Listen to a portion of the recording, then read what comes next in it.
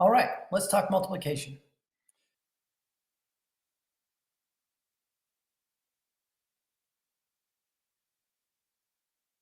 We're going to start our discussion of multiplication the same way we started our discussion of addition and subtraction, talking about properties that are important parts of these operations. For commutative, if we look at 4 times 6 equals 6 times 4. And that's true, we have 24 on both sides, so the commutative property does work for multiplication.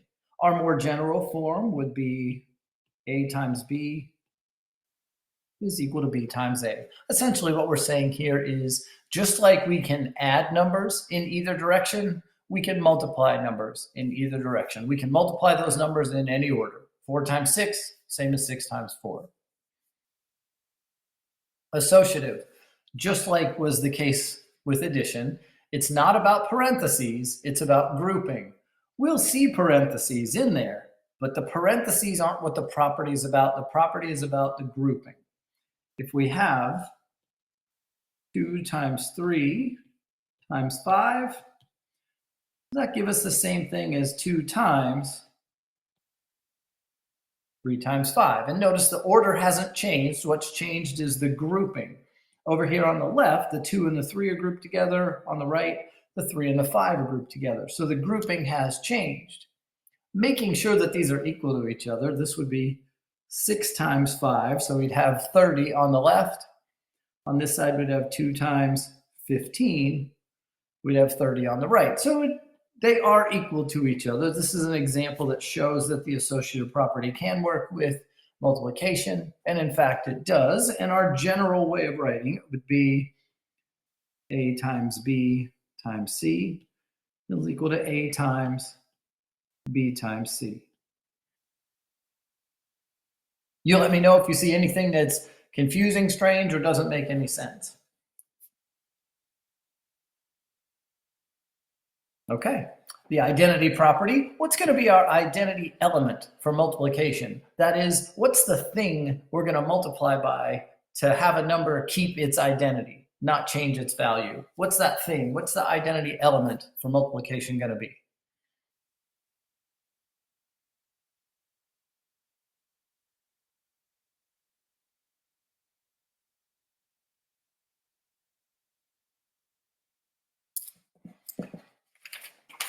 And it might help a little if I say with addition, it was 0. We could add 0 to a number and not change the value. What is it we're going to multiply by a number and not change the value? Yes, exactly, Moyle and Emily, good, it's 1. If we take some number, let's say 5, and we multiply by 1, it stays 5. And remember, the identity property has to work both directions. Make sure this works both directions. 1 times 5, yep, that's also 5. So sure enough, we do have an identity property of multiplication, and the identity element, the thing we would multiply by, is the number 1. In sort of general form, this is just a times 1 is equal to a. As it turns out with multiplication, we have a couple more things we'll talk about that are related to properties. Before I go forward, though, are there any questions about anything here? Commutative, associative, and identity for multiplication. All right. 0. What happens when I multiply by 0? If we multiply by 0, what happens? Perfect, Natalie. Great, Nora. Good, Moylan. Those are excellent answers. Leslie, good. Yes, we get 0. So, if we take the number 2 and we multiply by 0, we get 0. And that works both directions. If I do 0 times 2, I also get 0. And so in general form, we'll call this the 0 property of multiplication. So the 0 property is a times 0 is always going to give us a. So that's the 0 property of multiplication. Finally, down at the bottom, we have the distributive property. And it's not exactly about multiplication, but it's multiplying when we're multiplying by several different terms. And an example of the distributive property is if we have 7 times x plus 3. So we're multiplying 7 by everything inside those parentheses. Order of operations would tell us, technically, we need to do what's in parentheses first. So if we're going to multiply that 7, we're going to have to multiply the 7 times the x and multiply 7 times the 3. That's the distributive property. We are distributing that 7 through the parentheses. And when we do that, 7 times x gives us 7x. 7 times 3 gives us 21. And so we can multiply a number times a quantity that's inside parentheses. We just have to make sure we use the distributive property to do it and multiply the 7 by everything that's inside. And that's an example of the distributive property. It's not really the distributive property of multiplication, but we are multiplying, so this seemed like a good place for it to go. Probably familiar for you, but just to make sure. All right, I've got a true-false question to throw your way. It's about closure, which is something we've talked about with addition and subtraction, so let's go ahead and talk about that in terms of multiplication. The set of integers is closed under multiplication.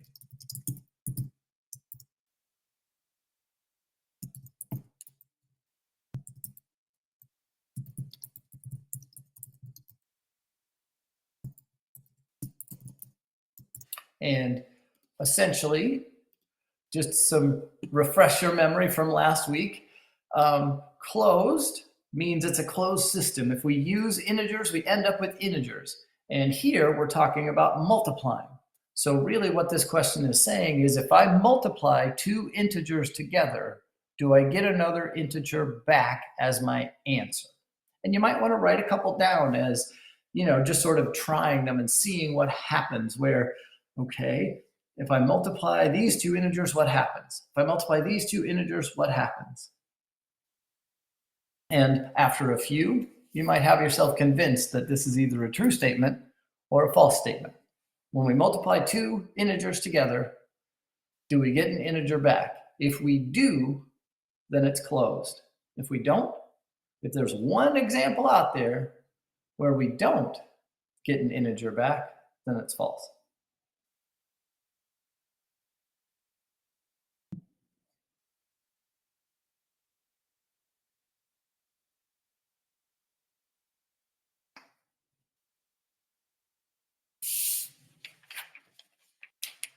And I would say we don't really do proofs. We don't do formal proofs to show something is true. We sort of convince ourselves by exhaustion. Like, well, I've done enough of these that it works that I can't really see a way where it would possibly be false. That's kind of our version of a quote unquote proof. As far as showing something's false, we better be able to come up with our counterexample if we're going to say it's false. Let's take another, 15 seconds on this, and then we'll talk about it.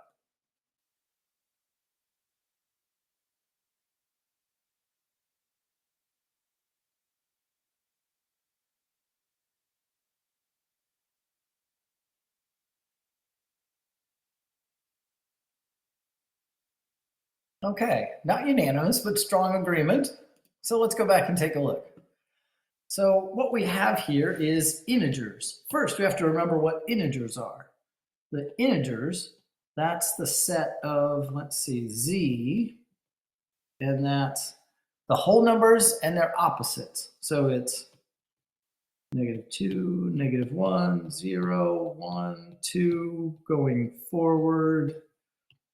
So there's the set of integers. So if I multiply any of these together, do I get one back? And we'll just try a few. If I do, 5 times -3, that's -15. Yeah, that's still an integer. It didn't say positive times positive or negative times negative or any of that. This was just, do I get another integer back? And if I do a positive integer times a negative integer, I get another integer back. And okay, well, what if I do two positives? How about 7 times 3? That's another integer. You know what? Every time I multiply two integers together, I'm going to get an integer back. So sure enough, this is true. The set of integers is closed under multiplication. If you're not sure about that, Or if you have a counterexample you want to throw our way for us to consider, please do that, or ask questions if you have them. All right, let's move on to algorithms. First, we're going to start with the standard algorithm. The standard algorithm for multiplication, and we're going to go through what that looks like.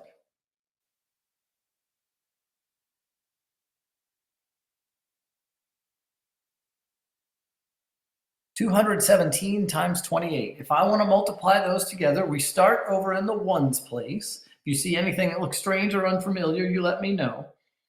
And the first thing we're going to do here is we're going to do 8 times 7.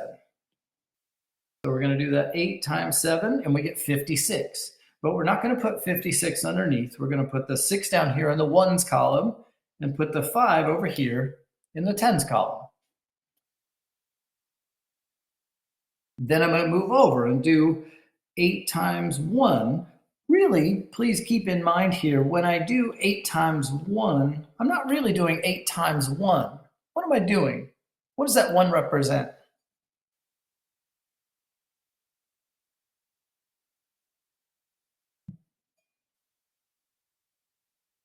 Very good. Perfect. Leslie Moylan, that's great. That 1 represents 1/10 or 10. Perfect. So when I do that, I'm doing 8 times 1 is 8 plus 5. The reason for that is I'm multiplying 8 times 1. That gives me 80. And then these 5 tens that I had to carry over, I need to add those on. So I wind up with 13.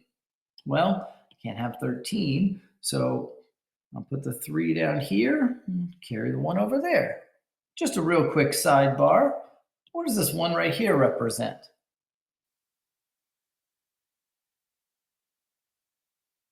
Outstanding. Leslie Moylan, perfect. Y'all are dialed in today.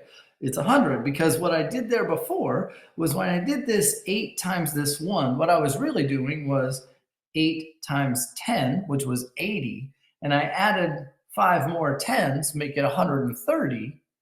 The 30 goes down here in the tens column, and the 100 goes over here in the hundreds column as a 1. And it's really important to understand what we're doing each step of the way. What is it we're really multiplying by, and what do all these numbers represent, instead of just sort of doing it on autopilot. Finally, we'll do 8 times, this 8 times 2 is 16, plus 1 is 17. We don't have anywhere else to carry this over, so we'll just put the 17 down there. But essentially what we did was we put the 700s here, and we put the 1,000 in the thousands place. Okay, that takes care of everything with the 8.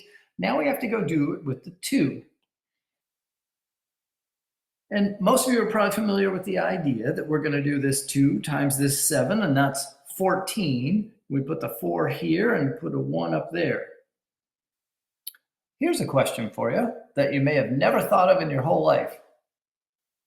Why do we move over a space? And if you don't really know yet, that's okay. We're going to talk about it. But I figured I'd throw it out there. Why do you think we move over that one space? We do it. It's automatic. We all just sort of, do it on autopilot. Why? The tens place. I like that, Moylan. That's good. Jessica, that's perfect. And that's what Moylan meant. Jessica said it beautifully, because the 2 is actually 20. This 2 right here represents 20. So what we're doing when we multiply these two numbers together is we're doing 20 times 7.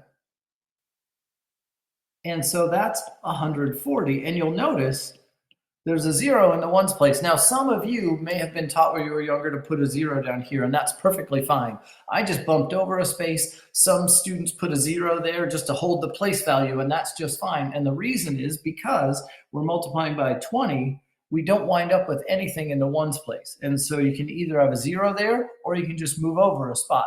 Either way is just fine, but that's why we move over that spot. Okay, then we got to keep going with 2 times 7 was 14, and now this 2 multiplied by this 1, you know what, I'm going to use a different color for this one. This 2 multiplied by this 1. 2 times 1 is 2. We need to add on that 1 and make 3.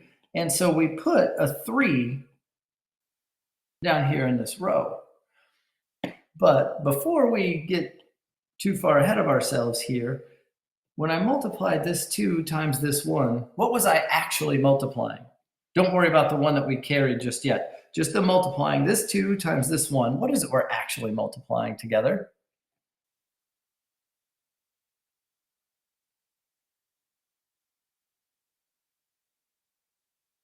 Excellent, Leslie, you got it.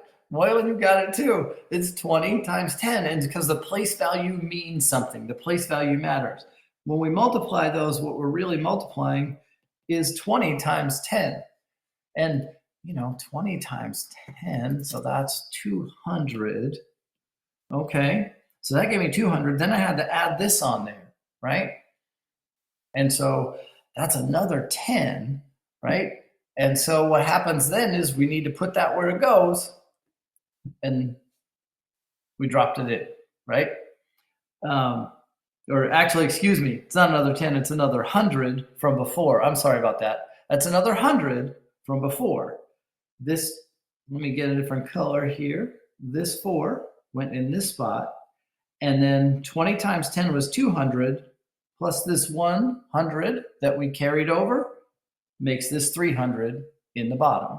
So all these numbers in this algorithm, they mean something. They came from somewhere. Rather than just sort of going through the motions, it's great to have a really strong understanding of where all these numbers came from. And the kicker here is place value, really, because we're multiplying 20 times 10, not just 2 times 1. That's why it goes in this spot. Okay, let's go ahead and finish this off.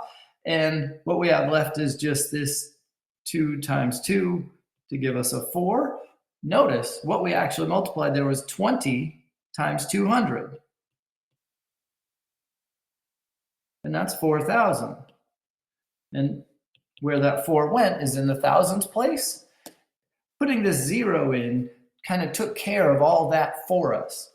That made it so we didn't have to think about the place value every time, but it is really important to know what it is we're multiplying when we're multiplying. Now we'll finish these up by adding them together. We get 6 plus 0 is 6, 3 plus 4 is 7, 7 plus 3 is 10. Carry the 1 over, just like we would have done last week with addition. And then 2 and 4 is 6. And we get 6,076. And that's our standard algorithm for multiplication. Before we wrap up on this page, there's something that I want to ask you, and I want you to answer it without using a calculator. And my question to you is, what is 8 times 217? Don't use a calculator.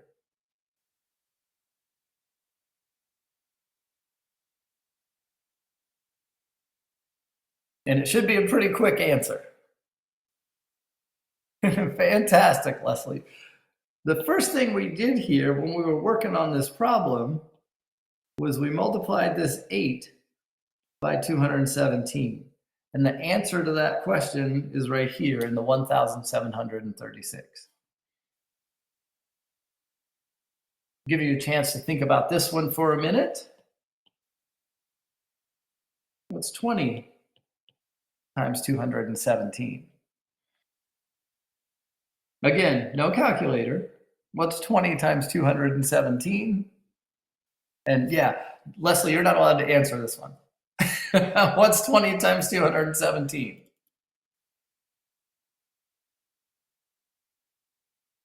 Very good, Moylan. Jessica, Emily, outstanding. 20 times 217 is what we get from that other line in our problem. When we multiplied this 2 here, which really means 20 times 217, that's 4,340. Perfect. And then essentially we're adding 8 of these plus 20 of these to get our final answer. And that's how the standard algorithm works. Does anybody have questions about anything we did there? Probably a lot more time than you thought we might spend on the standard algorithm for multiplication. It's something you've been doing for years. You just kind of go right through it. But when we really think about what everything means, I think it makes things a lot more. I don't know. We have a better understanding of it. So if somebody were struggling, we could help them. That's kind of the idea behind spending so much time on the details. All right. My sense was that y'all kind of liked the alternative algorithms we did last week. Let's look at some alternative algorithms this week. The first is partial products. And we're going to stick with that same number, 217 times 28. Right. Let me write a little bigger than that.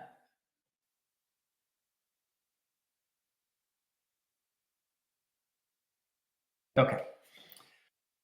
Partial products is exactly what it says it is. We are going to do all of the little bitty products that are a part of this one at a time.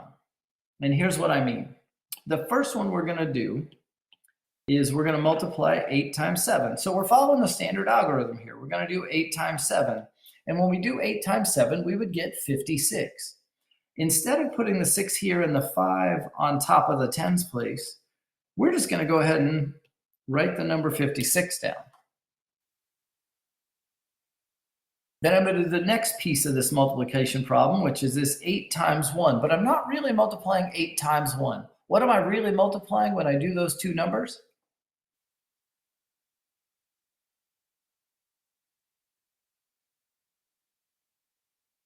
Excellent. 8 times 10. And so when I do that, I get 8 times 10 is 80. And we'll just write it down underneath. And then when I do this 8 times this 2, what I'm really multiplying is 8 times 200. So that's 1,600, and I'm going to write that down. This is why it's called partial products, because I'm doing just every little part of this one at a time. I did 8 times 7, 8 times 1, or excuse me, 8 times 7, 8 times 10, and 8 times 200. Now we'll keep going with the 2. With the 2, this is actually 20. So 20 times 7 would be 140. 20 times 10 would be 200. And finally, 20 times 200. 20 times 200, that's 4,000. And so those are all of our partial products. And now we just need to add those together to have our answer. Now it looks like adding in the ones column. Let's see, 5 and 8 is 13, and 4 is 17. 1 and 6, 7, 8, 9, 10. 1, 2, and 4 make 6. 6,076. Same thing we got last time. It better be. And that's the method of partial products. Real strong value in this is it's a really good way to help a student who might be struggling with the standard algorithm just to understand what it is we're actually multiplying each step of the way and to emphasize place value. Do you have questions on this before I have you practice one?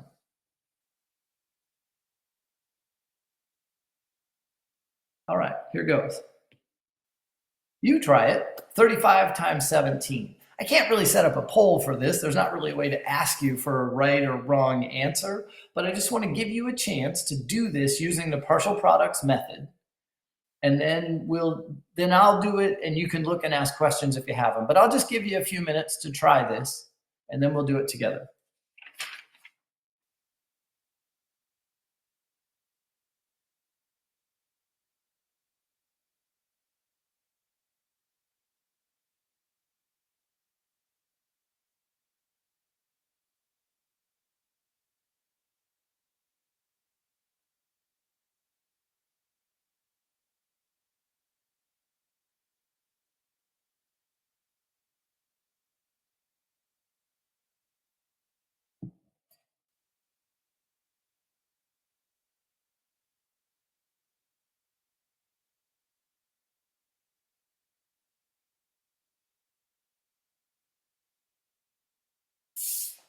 kind of like the alternative algorithms from last week. You may have some that you think are pretty great and some that you think are eh, and that's totally fine. I'm going to go ahead and start working through this. If you hadn't have enough time to finish yet, you go ahead and finish, and then let me know if you have any questions about it. So this is the partial products. We're just doing every little part by itself. 7 times 5 will be 35, and then 7 times 30 will be 210. I like this because it emphasizes place value and what the numbers mean in each one of their spots. And that can be really helpful when kids struggle. Then we have 10 times 5, so that's just 50. And then finally we have 10 times 30, which will be 300.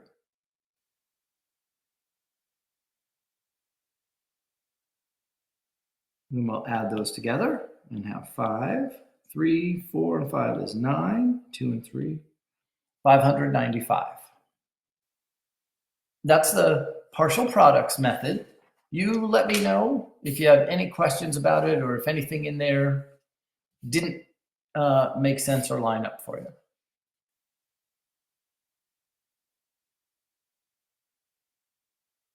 All right, let's look at something that might be a little bit familiar, the lattice method. Now, we used the lattice method for addition last week. Now we're going to use lattice for multiplication. It's a little bit different of a setup, but we still draw boxes and we still put diagonal lines in them. It's just a little bit different where we put our numbers for lattice multiplication. So if we want to multiply 217 times 28, what we're going to do is we're going to make a box. And because we have a 3-digit number and a 2-digit number, we're going to divide it into 3 parts vertically and then 2 parts horizontally, because that's where our numbers are going to go. So where our numbers are going to go, we're going to have 217. So one of our numbers is going to go horizontally across the top, and the other one is going to go vertically on the side. It's 28, so we'll have 2, 8. So this is how we set up our lattice multiplication problem. Just like we did when we added, we're going to put diagonal lines in here.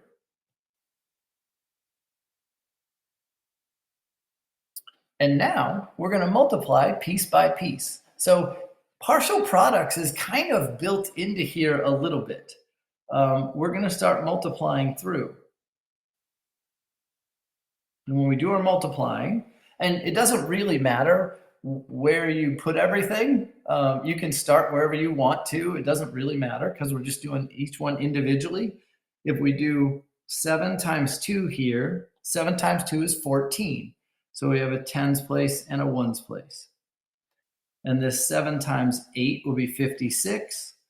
We make sure we put those on the proper side of the diagonal line.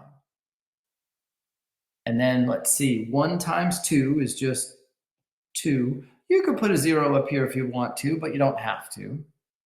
And then 1 times 8 is just an 8. If you're seeing anything that you're not sure where it came from, make sure you ask. And then 2 times 2 is 4.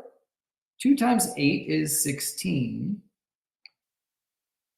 Okay, and now we're here and we have this really cool picture, but we haven't done anything to solve this multiplication problem yet. Well, what's left for us to do is now we're going to extend our diagonal lines down. And now we're going to add along those diagonal lines. So in this column, all I have is that 6. So that's just 6. In this column, I've got to add the 8, the 5, and the 4. So let's see, 4 and 5 would be 9, and 8 is 17. Well, I'm not just going to put the 17 down here. Instead, just like we would add, I'm going to put the 7 down here and carry that 1 over to the next column. And now I'm going to add in there 6 plus 2 plus 1 plus 1. 6, 7, 8, 9, 10. So a 0 goes there, and I carry the 1 over to the next column. And then 1 plus 4 plus 1, that's 6. and I get 6,076. 217 times 28, that's the one we did with the standard algorithm. That's the one we did with partial products at the beginning. And sure enough, 6,076 was our answer each time. This is lattice multiplication. Are there any questions about what we did there before I give you one to practice? This is a little more complicated than partial products, so please don't hesitate to ask a question if you have it. Okay. Yeah, it's a little bit strange, I agree, Nicole, but it's pretty cool. It takes care of all the carrying and the multiplication for us. One of the things that can be a little bit challenging for students sometimes when they're first learning our standard algorithm, one of the things that can be hard for students is up here. When we have to put two numbers up there, it's easy to get this muddied. And so when you go with the lattice, well, partial products or the lattice method, you're just, all your multiplications are right here, and then you just have to add. So, oh, very good, Zochel, that's awesome. You'd seen it before. That's terrific. All right, I'm going to give you a chance to try one. Take your time, be patient. I won't rush you through this. I'll give you a little time because you have to draw the box, you have to put the numbers where they go, you have to do the multiplication, and then you have to add. Oh, there you go. Perfect, Nicole. So this is great. These are the kind of things we can use. If a kid does have trouble, we can say, you can do it this way if you want to. And after a while of doing it this way, then maybe the other way eventually makes sense. Maybe not. Maybe they just use lattice multiplication, and that's okay. Anyway, I'm going to have you all practice one, and I'll give you some time on this. Here it goes. 35 times 17. So your box is just going to be 2 by 2 for this one. I'll be quiet and stay out of this for a couple of minutes while you practice it. 35 times 17 using the lattice method.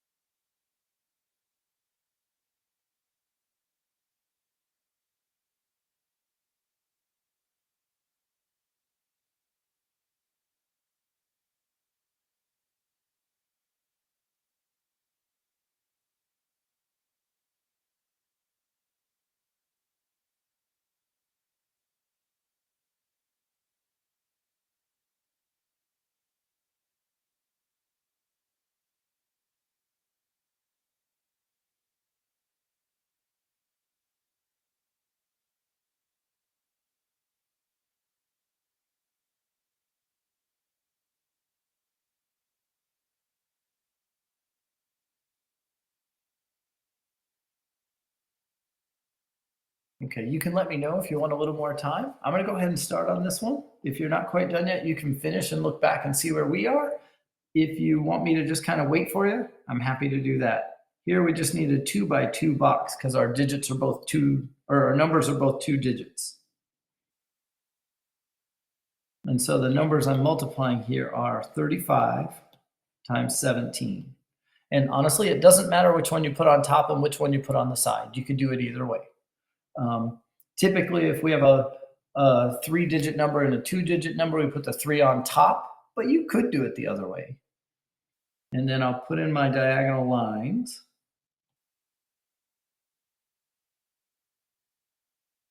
And then we'll do our multiplying. And let's see, 5 times 1.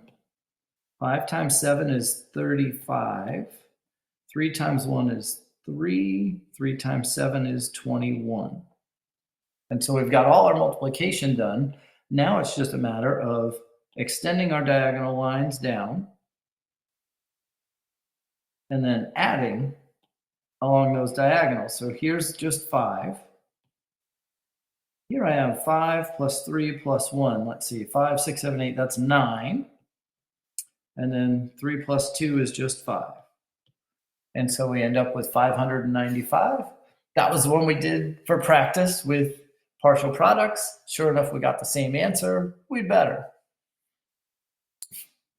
And so that's lattice multiplication.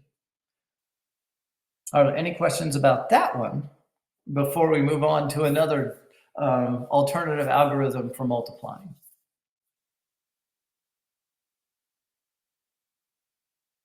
Okay, I will admit, partial products and lattice are two that you might eventually use with students for remediation or just to show them a different way. We have 2 more alternative algorithms we're going to look at. Chances are you won't use these for remediation, but they're pretty cool. So that's why we're going to look at them. The first of those is called Egyptian duplation. And duplation is because we're going to duplicate. What we're going to do with Egyptian duplation, the way that we're going to multiply with Egyptian duplation is we're going to have 2 columns of numbers. We're going to have a column where we double the number and a column where we keep track of how many we have. If we wanted to do 35 times 11, what we would do is we would write the number 35. So let's see. Now we don't have to do it that way. We can use our numbers instead of the Egyptian ones. But if we wanted to do 35, we would have 35 in our number column, and then over here in our keep track column, that's 1. Because what we want to do doing 35 times 11 is we want to have 11 35s. So far we only have 1. It's called duplation. We're going to double. So this is going to be my double column. I'm going to double that 35 and make it 70. How many 35s are there in that 70?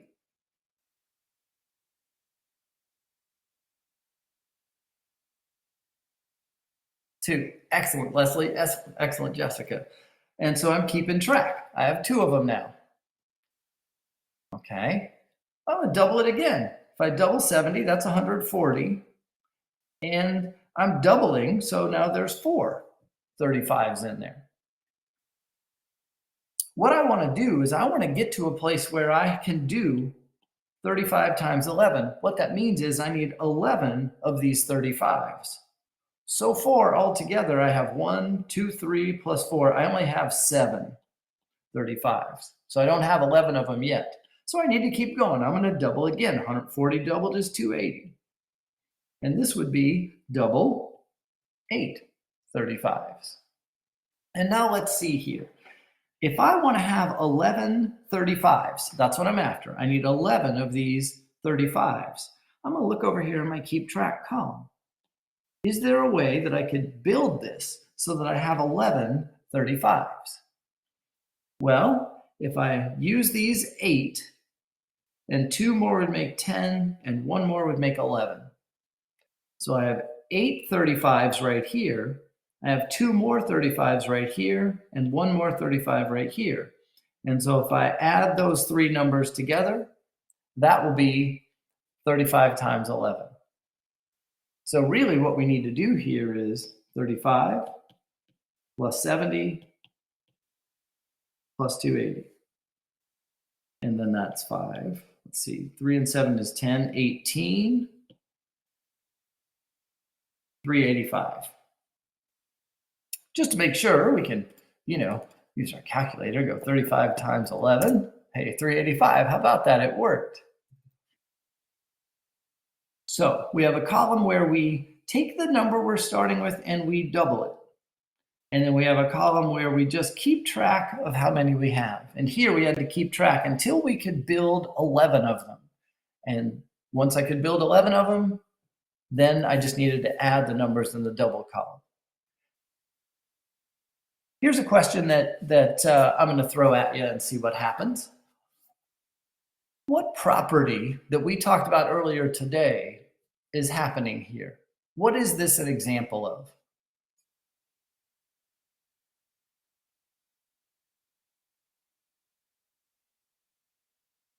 I don't think that's an easy question, but we didn't really do 35 times 11. We did 35 times something else.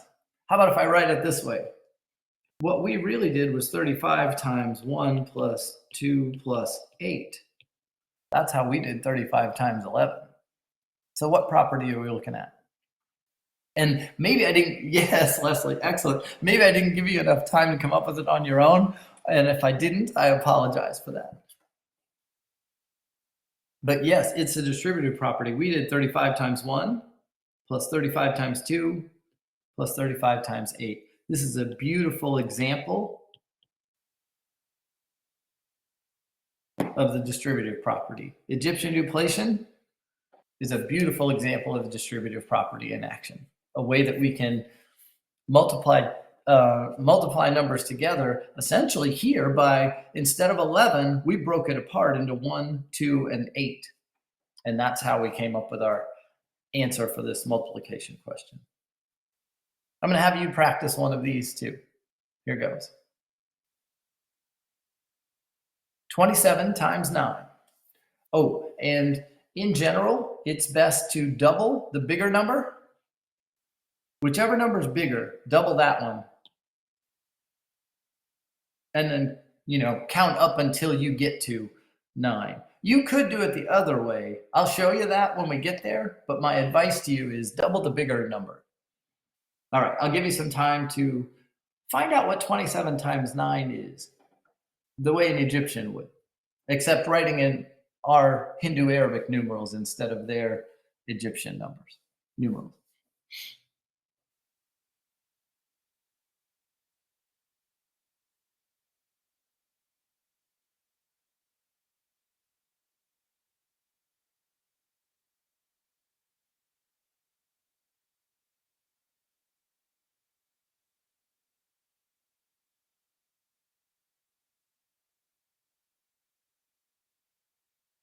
I will say one of the reasons that this is the way that Egyptians would multiply is because of their number system was an additive system.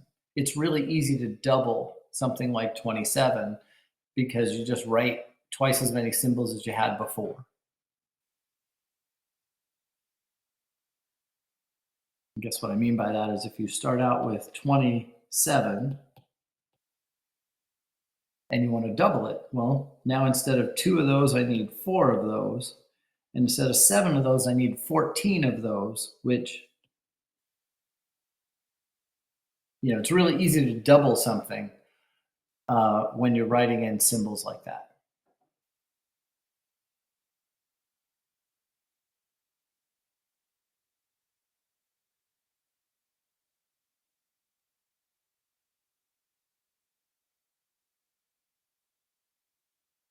I'll start working through this and you let me know if you have questions. So I start out with 27 and I have 27 there. I'm going to double it. That's 54. Now I have 2 of them. I'm going to double it again. That's 108 and now I have 4 of them. I'm trying to get to 27 times 9. So far I have 4, 5, 6, 7. I don't have enough yet. I got to keep going. So I have to double again. And when I double again, I'll have 216, and that's 8 of them. And now if I want 27 times 9, what I need to do is look over here in my keep track column until I find 9 of them. Here's 8, and 1 more will make 9. So 216 plus 27 is what I need to do to have these multiplied together. 6 and 7 is 13. 1, 2, 3, 4. 243. And then, I can't help myself. 27 times 9 on the calculator, 243. Okay, I feel pretty good about that. And so that's the Egyptian duplicity method, where we double and keep track, and then we go back through and pick up what we need to get to 9. I said I was going to show you, that my advice is double the bigger number and keep track of the smaller number. You could do this the other way if you wanted to. I'm going to show you the downfall of that just for a minute. So let's say we want to double the 9 and keep track over here. Okay, so I double it, that's 18. There's 2 of them. I double it again, that's 36, and that's 4 of them. I double it again, that's 72, and that's 8 of them. And now I'm starting to see the downside, right? I've got to keep building this up until I have 27 of them. Whoa, I don't want to build that much. I'd rather just build till I have 9 and call it good, like we did over here. This way, I've got to keep going. And double that 72, that's 144, that's 16. Let's see, so what do I have here then? I have 16 and 8 would be 24, 25, 26, 27. So I could absolutely do it that way. And then I just need to add all of these together to make sure that puts us in the same place. 144 plus 72 plus 18 plus 9, 243. Sure enough, it worked. It's just, if our keep track has to go all the way till we get 27, then chances are we're doing a little bit more work in that column. So that's why I would recommend doubling the bigger number, but you don't necessarily have to. As we know, multiplication is commutative. You can multiply in either order. So it doesn't matter which one you double, as long as you are careful in your keep track column. Are there any questions about Egyptian duplicity? All right. One more alternative algorithm, the Russian peasant method. It's similar to Egyptian duplicity in that we're going to have 2 columns, but instead of a double and keep track, we're going to have a have column and a double column. Russian peasant is probably the strangest of the methods. I think partial sums is fairly obvious. We're just multiplying each thing together. And lattice method, the lattice takes care of the carrying for us. And then Egyptian duplicity is really just kind of the distributive property written down. Russian peasant is the strangest of the methods. It's an interesting method. And so let's take a look at how this works. If we wanted to do 27 times 51, here again, we're going to have 2 columns. We're going to have a column where we cut the number in half and a column where we double it. We use our 2 numbers for that. Here, my advice again is put the smaller number in the have column, because that's going to get you through them all the fastest. So in our have column, we'll have the 27. In the double column, we'll have the 51. 27 times 51 is kind of a, that's a rough one. All right, and what I'm going to do is I'm going to cut it in half, and I'm always just going to round down. Because if I cut 27 in half, that would be 13.5. We're just going to drop that to 13. In the double column, I double the 51 to 102. And we're going to keep doing this all the way till we get to 1 in the halves column. So let's see, 13, that would be 6.5. Drop the half and just keep the 6. 102, we double to 204. 6 cut in half is 3. Double that, that's 408. 3 cut in half is 1.5. So that gets us to 1. 408 doubled would be 816. And you're thinking, okay, great. Now what? Because it's not like the last one with distributive. What we're going to do is anytime we have an odd number in the have column, those are the values we're going to keep. We're going to keep the odd numbers in the half column. And over in the double column, we're going to find the corresponding numbers And it's these that we're going to add together. So we're going to do 51 plus 102 plus 408 plus 816, and that's 1,377. And if you're a little skeptical and you might not trust it, you can try 27 times 51, and sure enough, you'll see that it's 1,377.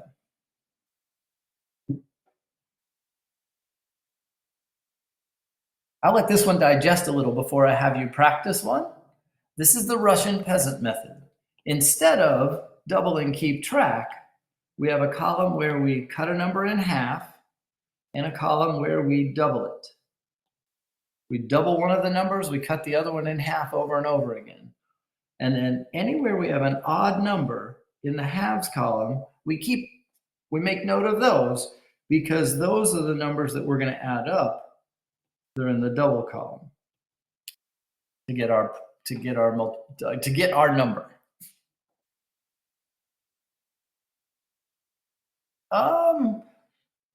Not necessarily. Like, you mean over here, this final answer? Because no, that won't always be an odd number. We could do any multiplication with these. We could do. Let's see. We could do. I don't know. Let's do something that we know would be a positive answer. If we did 5 times 40, for example, that would be 200. We know what the answer is already going to be. Let's do a half and double with that.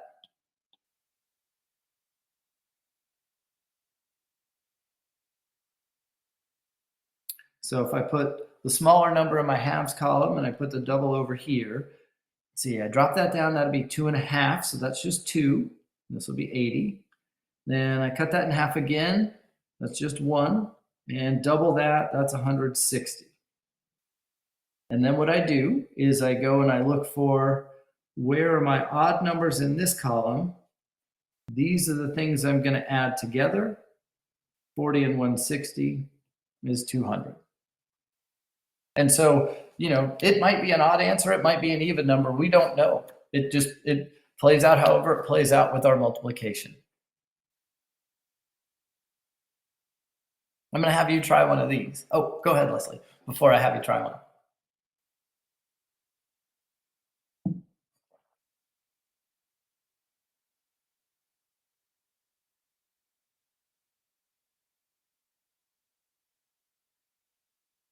Yes. We find the odd numbers in the halves column, and those are the numbers in the double column that we add together. Yes, that part is absolutely true. Yes. All right. I'm going to have you try one of these. 27 times 9. So have and double, Russian peasant method. Try 27 times 9. I'll give you a little time on this one because it's kind of strange, but I'll give you a little time to practice it. And then in a couple of minutes, we'll talk about this together.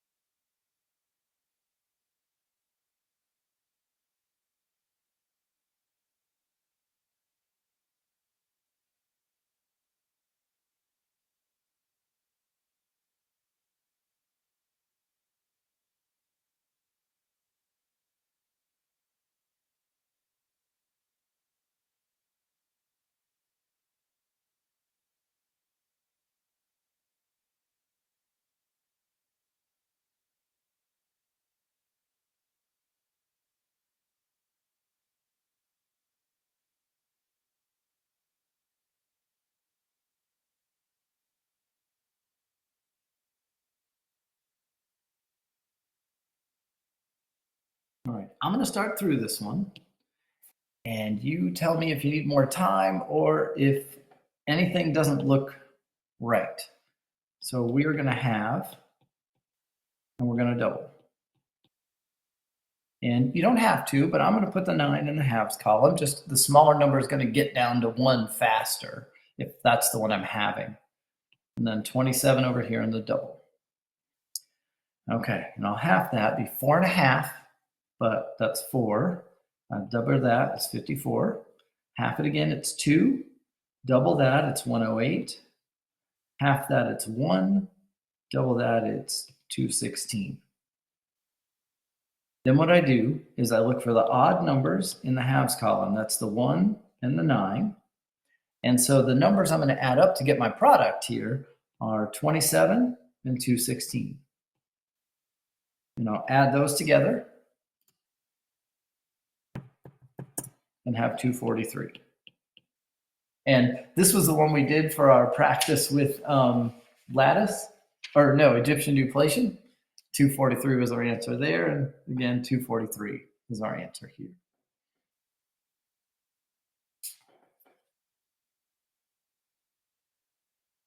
All right, questions on how to use the Russian peasant method.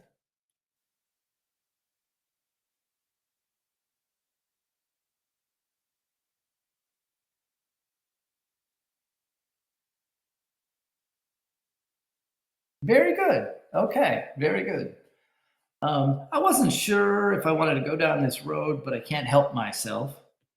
I want to take a couple of minutes and talk about why the Russian peasant method is the way it is. Because an obvious question with that is, well, why do we only keep the odd ones?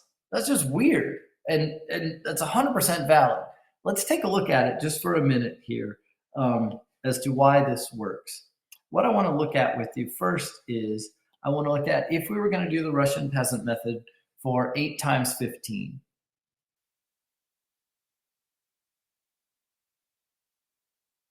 And we're going to have the 8 and double the 15.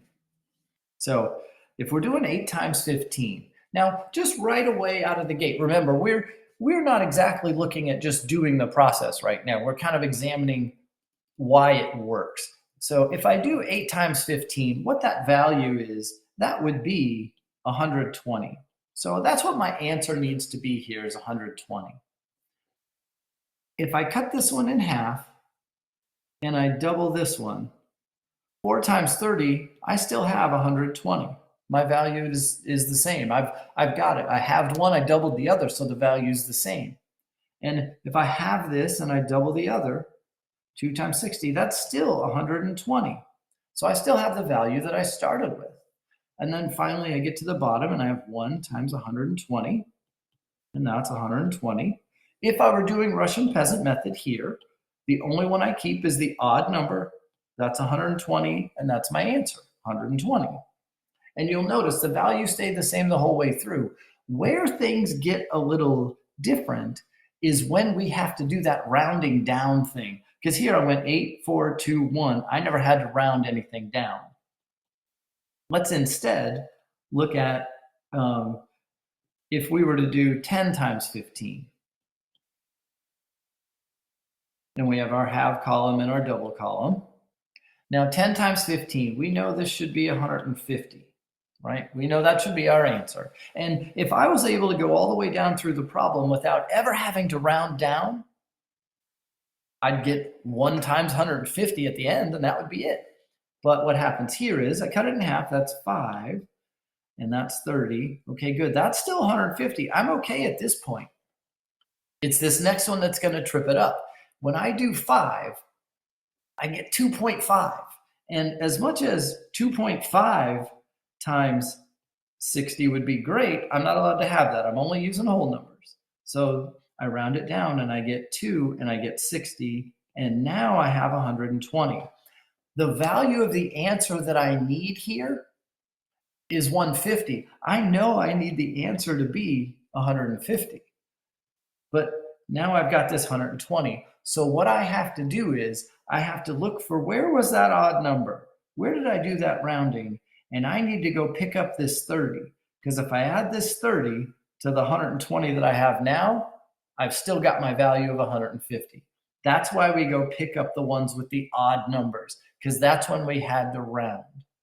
Now, finishing this up, we would get 1 times 120. And again, that's 120. So you can see I'm still off by 30.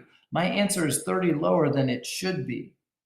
I'm going to keep this number, that's 120, and I'm going to keep this other odd number because I had to round there.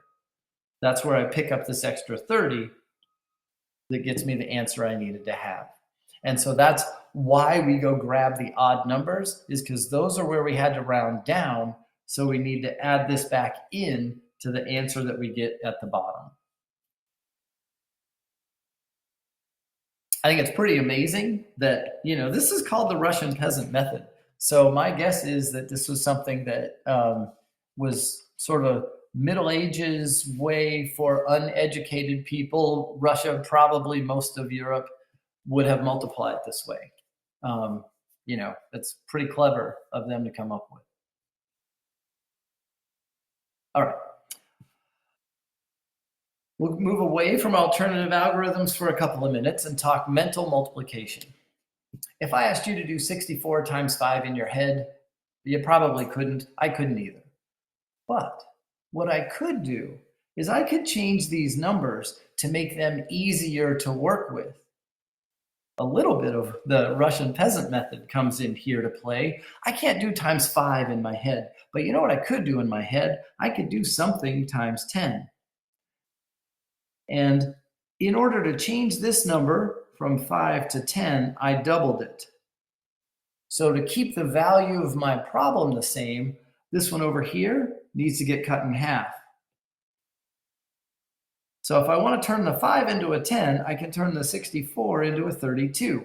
I'm going to cut one in half and double the other, and now 32 times 10 I can absolutely do in my head. It's a mental multiplication strategy that we can change the numbers into something that's easier to work with. There's not always one correct answer, but there is kind of one that's better than others. And here, I think doubling that 5 to make it a 10, because multiplying by 10 is easy to do. And if we want to double that to make it a 10, we're going to have to cut the other one in half, make it a 32, and then we can multiply those mentally. I hope that makes sense. Let me know if you have any questions, because next up I'm going to have you practice some of these. Okay, cool. Here goes. Modify the terms to get easier numbers and then multiply these in your head. There's not necessarily one right way to do it, but I do think there's probably a way that's better than others. I want you to try what you might do in your head to do 16 times 25. And then 60 times 30. What might we change those to get something else? Give everybody a minute, and then I'll ask for you to type in your suggestions.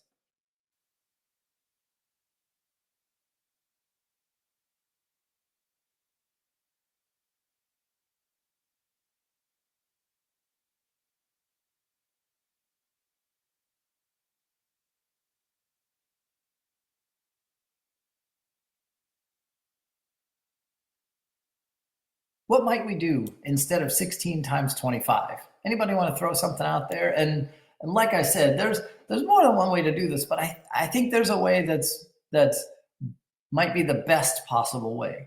Multiplying by tens or multiples of tens is a great way to go. So what might we do instead of 16 times 25? And if you're just kind of like, I don't know, that's okay. I don't mind driving us forward, but I figured I'd give you a chance.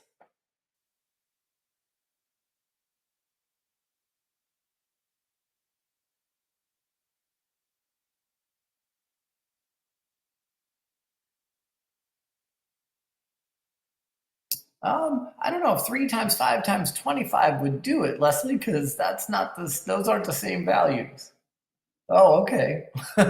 Well, 8 times 50 that Nicole came up with there, I like that one. That's definitely one way to go, because if we double this and cut that in half, 8 times 50, that I can do in my head, that's 400. Possibly even easier than that. And there's nothing wrong with that one. Possibly even easier than that. Where my brain goes first is I'm going to multiply this by 4 and get 100, and then divide this by 4 and get 4, and just have 4 times 100. Nicole's way is good too. 8 times 50, because once we get to tens, multiples of tens, we can do them in our head. But multiplying by 4 to make that 25 a 400, dividing by 4 to make that 16 into a 4, 4 times 100, that's pretty easy. The one over here on the right, I don't know if it's as direct, but it leans into what Nicole did for us in that last one. Basically, I could call this, 6. Oh, wait. What we're going to do is we're going to divide 1 by 10 and multiply the other by 10 so that I have 6 times 300. Because 6 times 3 is 18. So that's just 1800. And you could do that the other way and, make it 600 times 3 and end up in the same place. But basically, the idea behind the mental multiplication strategy is we're allowed to change both numbers as long as what we do balances out. If I multiply 1 by 10, I need to divide 1 by 10. If I multiply 1 by 4, I need to divide 1 by 4. And then I have numbers that I can multiply in my head pretty easily. One last thing for today is mental multiplication again. Estimation. Estimate. We're just coming up with something that's close. It doesn't have to be exactly right. We're just coming up with a ballpark. And so 78 times 52. Well, that I can't do in my head. And I don't even know if there's anything I could turn these into that would go into my head. But if I want to estimate this multiplication problem, what I can do is I can make one of them bigger, make that one 80, make one of them smaller, make that one 50, and multiply. And then we can kind of look at what we just did, right? 80 times 50. Well, if I multiply this one by 10 and make it 800, divide this one by 10 and make it 5, 800 times 5, well, that's 4,000. And then I was able to estimate this answer entirely mentally. I didn't need a calculator to do it. Now, if we actually multiply 78 times 52, it's 4,056. But remember, we were just looking for an estimate. So that answer is just fine. We bump one up, we drop one down, and then we multiply.